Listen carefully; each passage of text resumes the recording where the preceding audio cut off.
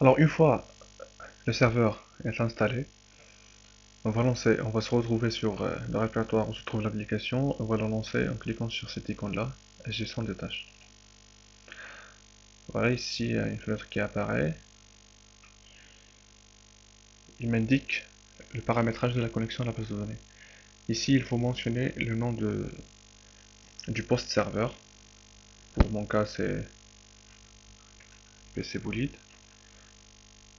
Alors pour connaître ce nom de serveur, il faut y aller à démarrer, poste travail, cliquez droit, propriété, puis nom de l'ordinateur, vous le trouvez ici, nom complet de l'ordinateur, PC Bullet. Voilà, soit en minuscule, soit en majuscule. Appliquer. Les paramètres de la connexion sont configurés avec succès. Voilà, il y a une interface d'authentification qui me permet d'entrer à l'application, mais vu que c'est la première utilisation, il me propose d'enregistrer un nouveau utilisateur. Pour cela, je vais ajouter un nouveau utilisateur, mais qui doit être un administrateur pour pouvoir ajouter d'autres utilisateurs par après. Alors, je vais faire nouveau, mentionner le nom, je vais faire nom, prénom.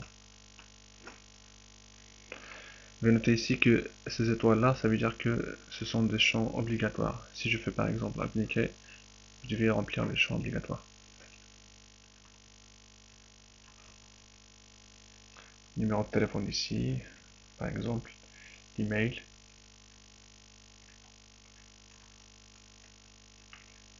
Login, je vais faire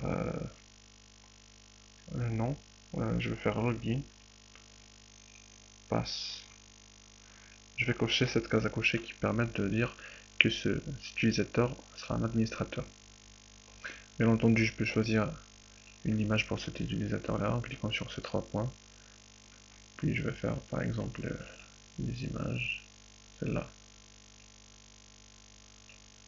Je vais choisir par exemple, voilà, et faire appliquer. Voilà. Je peux ajouter un autre, nouveau. Je vais faire test cette fois-ci, test. Je peux laisser les autres vides. Je vais dire que ce test n'aime pas d'un utilisateur simple.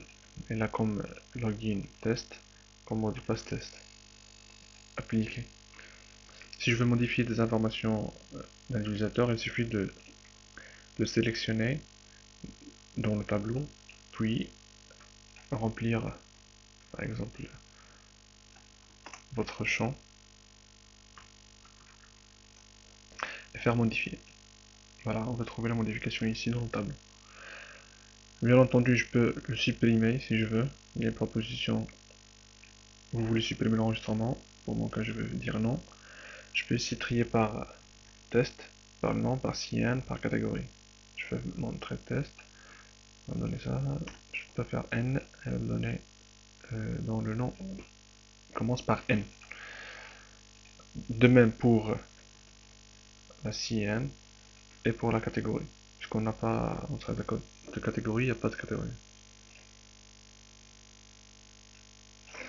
Voilà, une fois on ferme, il y a cette fenêtre d'authentification. On va faire login et passe. Cliquez sur valider. Voilà. Alors, l'index contient le menu. On va trouver la sauvegarde de la base de données, la restauration, se déconnecter, les tâches, gestion des tâches en tant qu'administrateur, ainsi que mes tâches en tant qu'utilisateur.